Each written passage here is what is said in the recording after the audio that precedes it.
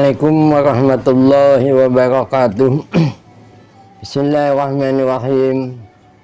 Alhamdulillahi rabbil alamin. Wassalatu wassalamu ala ashrafil anbiya'i wal mursalin Sayyidina Muhammad wa ala alihi wa sahbihi ajma'in. Rabbi yassir wa la tu'assir bi tamim bil khair. Qala rabbi shrah li sadri wa yassir li amri wa hlul 'uqdatam min lisani yafqahu qawli. Allahumma saddid lisani wahdi qalbi bihaqqi sayyidina Muhammadin sallallahu alaihi wasallam wa bil mulki maliknil quluba bi asriha wa bi masri menukan tawada'at sa'atu binin azbiyana tandujunkan wa bil uji uqdipat subhanaka la ilma lana illa ma'allamdana innaka antal alimul hakim wa tub alaina innaka antat tawwabur rahim.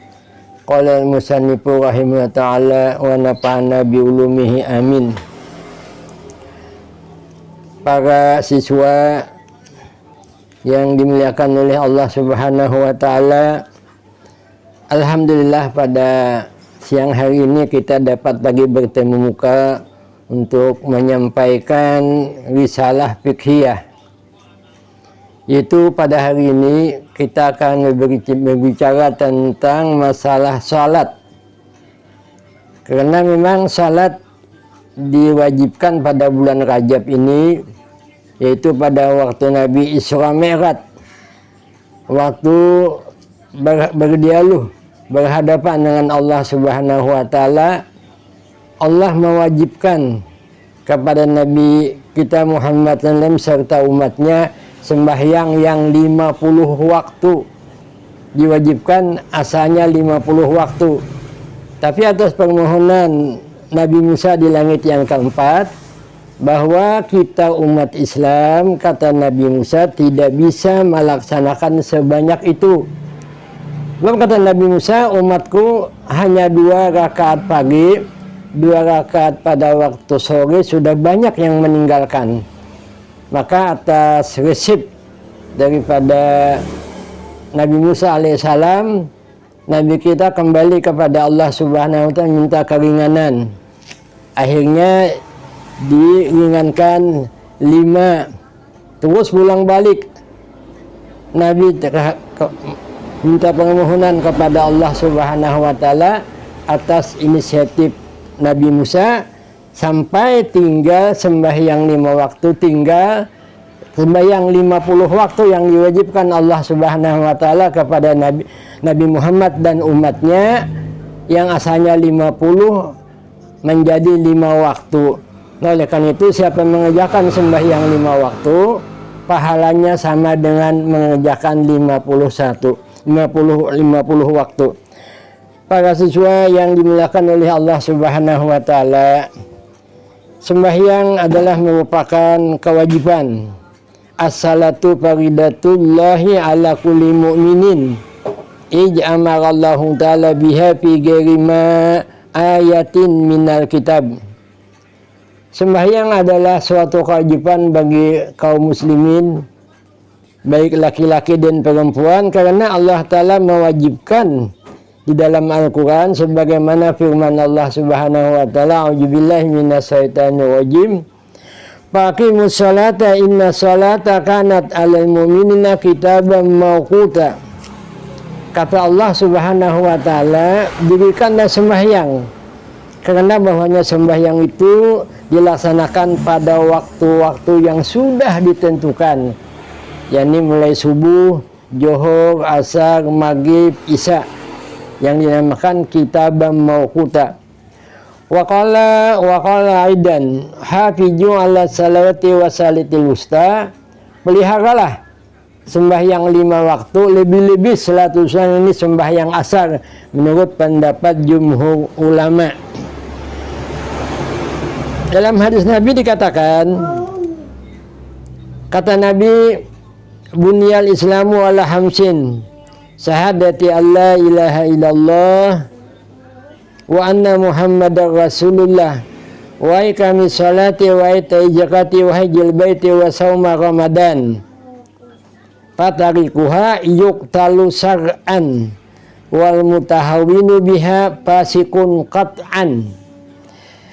Dalam hadis Nabi Sallallahu Alaihi Wasallam disebutkan bahwa didirikan, dibina, dibangun agama atas 5 macam tonggak atau pondasi, yaitu yang pertama syahadatu alla ilaha illallah wa anna muhammadar rasulullah, yaitu mengucap 2 kalimat syahadat, menyaksikan bahwa tidak ada Tuhan melainkan Allah dan Nabi Muhammad itu adalah pesuruh Allah. Yang kedua, wa iqamas sholati, mendirikan sembahyang. Ketiga, wa itai zakat, mengeluarkan zakat. Keempat adalah wahajil baiti. Di sini duluan haji karena memang ada 2 perbedaan riwayat. Wahajil baiti, naik haji ke Baitullah, dan kemudian puasa bulan Ramadan. Sembahyang ini wajib hukumnya, tidak boleh ditinggalkan. Bagaimanapun sembahyang inilah merupakan suatu tonggak atau tiang. Nabi katakan as-salatu imaduddin. Sembahyang adalah tiang agama. Siapa yang mendirikan sembahyang berarti dia mendirikan agama. Tapi siapa yang meninggalkan sembahyang sama dia dengan meruntuhkan agama. Oleh karena itu fatarikuha yuqtalu syar'an. Siapa yang meninggalkan dengan sengaja itu diperangi, bahkan dibunuh. Menurut hukum Islam sangat berat kalau meninggalkan sembahyang. Sampai dia apakah dulu ditakjir, diberi peringatan supaya mengerjakan sembahyang. Kalau tidak, dalam hukum Islam itu adalah diperangi sampai dibunuh. Lalu wal mutahawwinu biha fasikun qat'an. Orang yang meninggalkan sembahyang hukumnya fasik, pasti. Fasik itu adalah meninggalkan perintah Tuhan dan juga melaksanakan, mengerjakan larangan-larangan daripada Allah Subhanahu wa ta'ala. Fasik. Lain daripada munafik. Para siswa yang dimuliakan oleh Allah Subhanahu wa ta'ala, lalu bagaimana kelebihan sembahyang 5 waktu? Yakfi bi bayani fadilati salat wa ajmi saniha qiraatul ahadisin nabawiyatil aliyah. Cukuplah tentang kelebihan daripada sembahyang dan keagungannya, yaitu hadis-hadis yang berikut. Qauluhu alaihi salam, firman sabda Nabi sallallahu alaihi wasallam, rasul amri al-islam wa muduhu as-salah wa jarwatu sanamihi al-jihad fisabilillah. Karena Nabi pokok ajaran, pokok daripada Islam itu, ada pokok daripada segala sesuatu urusan agama itu adalah Islam, agama Islam. Rasul amril Islam wa umuduhu, dan tiangnya adalah salat. Di tiang agama Islam itu laksana rumah adalah salat. Tidak mungkin rumah itu dapat berdiri tegak kalau tidak ada salat. Karena dia merupakan tiang. Wajuwati sanamihi al-jihadu fisabilillah, dan puncak yang paling tinggi dalam agama ialah masalah jihad fisabilillah. Kemudian sabda Nabi sallallahu alaihi wasallam, bainar rajuli wa bainal kufri tarkus salat. Perbedaan daripada orang Islam dan orang kafir adalah meninggalkan salat. Perbedaan yang jelas adalah bahwa kalau sembahyang itu ditinggalkan, seakan-akan kita dikatakan tidak Islam. Perbedaan antara laki-laki yang kafir dan muslim adalah meninggalkan sembahyang. Kemudian sabda Nabi SAW, umirtu an uqatilan nasa hatta yashhadu alla ilaha illallah wa anna muhammadan rasulullah wa yuqimus salat wa yutuz zakat fa yaf'alu jalika asamu minni dimahum wa amwaluhum illa bihaqil Islam wa hisabuhum 'alallahi azza wa jalla. Hadis Nabi mengatakan, kata Rasulullah sallallahu alaihi wasallam, umirtu an uqatilan nas, aku diperintahkan oleh Allah Subhanahu wa taala untuk memerangi manusia. Sampai ia mengucapkan, mentekadkan bahwa tidak ada Tuhan melainkan Allah, dan bahwa Nabi Muhammad itu adalah pesuruh Allah, dan ia mendirikan sembahyang, mengeluarkan zakat. Nah, faija fa'alu jalika, bila dia sudah melaksanakan demikian itu, sudah mengiktikadkan bahwa tidak ada Tuhan melainkan Allah dan bahwasanya Nabi Muhammad SAW mendirikan sembahyang dan mengeluarkan zakat, maka dia terpelihara, darahnya tidak boleh ditumpahkan dan hartanya tidak boleh diambil kecuali daripada hak Islam. Itu masalah zakat. Wa hisabuhu malallahi, nanti tentang perhitungannya, bagaimana dia yang sudah mengerjakan sembahyang, mengeluarkan zakat, bahwa dipelihara darahnya dan dipelihara hartanya, kecuali dia wajib mengeluarkan zakat, itu pahalanya nanti diserahkan kepada Allah Subhanahu wa taala. Kemudian hadis Nabi selanjutnya, indama suila an ayil a'mal abdalu. Pernah ditanyakan kepada Rasulullah SAW, amalan apakah yang paling abdal? Ayul a'mal abdal, yang paling utama. Faqala, berkata Rasulullah SAW, as-salatu li waqtiha, adalah sembahyang pada waktunya. Itu adalah ibadah yang paling abdal dan ibadah yang paling dicintai oleh Rasulullah SAW adalah sembahyang pada awal waktu. Kemudian hadis Nabi Sallallahu Alaihi Wasallam, masalus salawatil hamsi kamasalin nahri ajbin wa mara bibabi ahadikum yaktahimu fihi kulla yaumi hamsi maratin mama tarawna jalika yubqa min daranihi qalu la syai'un qala fa inna salawatil hamsa tajhabu atau tujhibu junuba kama yajhabul ma'u ad-darana. Kata Rasulullah SAW dalam sebuah hadis, perumpamaan sembahyang yang 5 waktu adalah sebagaimana sungai yang tawar yang masuk ke dalam rumah kamu, menggenangi rumah kamu, dan kamu mandi 5 kali sehari. Sungai masuk ke dalam rumah, tentunya kita mandi, berenang dalam sungai tersebut 5 kali sehari. Pamarauna jalika, apakah engkau lihat yang demikian itu? Apakah ada tinggal kotoran, kata Nabi? Jadi sembahyang itu laksana menghapuskan kotoran, menghilangkan dosa-dosa kecil. Siapa mengerjakan sembahyang subuh misalnya, dia ada berbuat dosa antara subuh dan zuhur ini diampuni kalau dia mengerjakan sembahyang zuhur. Kemudian kalau dia berbuat dosa lagi sesudah zuhur, misalnya dosa kecil, diampuni dosanya kalau dia mengerjakan sembahyang asar. Jadi memang sembahyang ini menghilangkan dosa, menghapuskan dosa kecil. Tapi kalau dosa besar tentunya tidak bisa dihapuskan, dia menghajatkan kepada tobat. Jadi sembahyang laksana sungai yang masuk ke rumah kamu. Nah, tentunya bagi siapa yang mengerjakan, sama dia mandi membersihkan kotoran atau dosa-dosa yang pernah dia lakukan 5 kali sehari. Maka kata Nabi, apakah masih tinggal kotoran? Kata sahabat, la wahai Rasulullah. Nah, qala fa inna salawatil hamsa tujhibu junuba kama yajhabul ma'u ad-darana. Oleh karena itu kata Rasulullah Sallallahu Alaihi Wasallam, sembahyang 5 waktu dapat menghilangkan dosa-dosa kecil sebagaimana air menghilangkan kotoran-kotoran atau daki-daki yang ada pada tubuh manusia. Para siswa yang dihormati oleh Allah Subhanahu wa taala, juga firman Allah, sabda Nabi sallallahu alaihi wasallam,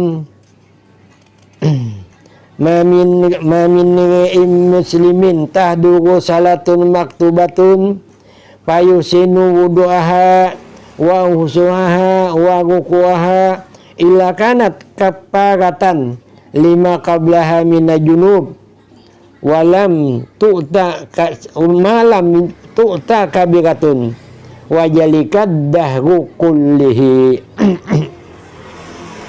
Kata Nabi, tiadalah daripada seorang laki-laki atau seorang perempuan yang datang atau hadir sembahyang 5 waktu lalu dia membaguskan wudunya, wudunya betul-betul apa namanya dikerjakan, bukan sambil-sambilan. Waktu dia mengusap muka adalah supaya dia lengkap membasuh antara cuping telinga kanan dan cuping telinga kiri, juga sampai bawah dagu. Dia hendak melaksanakan dengan sebaik-baiknya.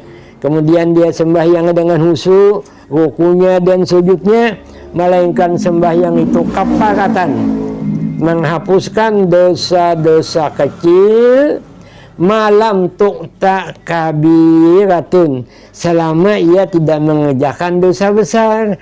Nah, kalau dia mengerjakan dosa besar, itu lain lagi masalahnya. Demikianlah yang dapat saya sampaikan. Semoga datangnya bulan Rajab ini adalah bulan istighfar. Kita hendaklah banyak-banyak membaca istighfar. Anak-anak sampaikan kepada orang tua supaya bulan Rajab ini banyak-banyak membaca istighfar, khususnya istighfar yang dibaca 70 kali pada waktu pagi, 70 kali pada waktu sore sambil mengangkat tangan, yaitu Allahumma gfirli warhamni wa tub alayya, Allahumma gfirli warhamni wa tub alayya, Allahumma gfirli warhamni wa tub alayya. Kalau itu dikerjakan selama bulan Rajab. Dan juga tasbihnya 10 hari yang pertama Subhanal Hayyul Qayyum, 10 hari yang kedua Subhanal Ahadis Samad. Sekarang kita berada pada 10 hari yang kedua. Kemudian 10 hari yang ketiga berubah menjadi Subhanallah Rauf, dibaca 100 kali setiap hari. Dan istighfar tadi dibaca 70 kali pada waktu pagi, 70 kali pada waktu sore. Dan ibadah sunat yang kedua ialah kita hendaklah anak-anak sekalian dan juga orang tua supaya bisa melaksanakan puasa minimal 1 hari. Minimal 1 hari. Nabi mengatakan, kata Nabi, inna fil jannati nahran yuqalu Rajab. Di surga itu ada sebuah sungai yang dinamakan Sungai Rajab. Airnya itu lebih putih daripada susu dan lebih manis, lebih dingin daripada salju, dan lebih manis daripada ahlamnya asal. Man sama yauman min Rajab, kata Nabi, siapa puasa 1 hari di bulan Rajab, saqallahu jalikan nahra, Allah Ta'ala akan memberi minum sungai Rajab tersebut. Oleh karena itu, anak-anakku sekalian, supaya pada bulan Rajab ini ada melaksanakan puasa minimal 1 hari. Minimal 1 hari, kadang mungkin kadang 1 hari tidak bisa. Sebaiknya Senin, Kamis, karena pahalanya banyak. Banyak hadis Nabi menyuruh kita supaya melaksanakan puasa di bulan Rajab ini. Bahkan ulama-ulama dahulu, orang-orang tua dulu mengerjakan puasa bulan Rajab ini sebulanan penuh, Sa'ban sebulan penuh. Itu ada hadis, walaupun daif ada hadisnya itu. Cuma ada juga ulama mengatakan bahwa makruh. Imam Nawawi mengatakan makruh kalau puasa Rajab 1 bulan penuh, karena dikirakan bahwa Rajab ini adalah wajib melaksanakan puasa. Namun kita disuruh bahwa Nabi kita juga melaksanakan puasa Rajab, Sa'ban sangat banyak. Walaupun ada hadis Nabi mengatakan bahwa Nabi melaksanakan puasa pada bulan Sa'ban sebulanan penuh. Demikianlah, mudah-mudahan kita dengan tibanya bulan Rajab ini terutama dapat melaksanakan sembahyang. Jangan sampai ditinggalkan, karena saya meninggalkan dosanya adalah dosa besar. Tidak dapat pengampunan daripada Allah Subhanahu wa Ta'ala kecuali dengan taubat. Demikian, subhanakallahumma wa bihamdika asyhadu an la ilaha illa anta astaghfiruka wa atubu ilaik. Wabillahi taufiq wal hidayah. Assalamualaikum warahmatullahi wabarakatuh.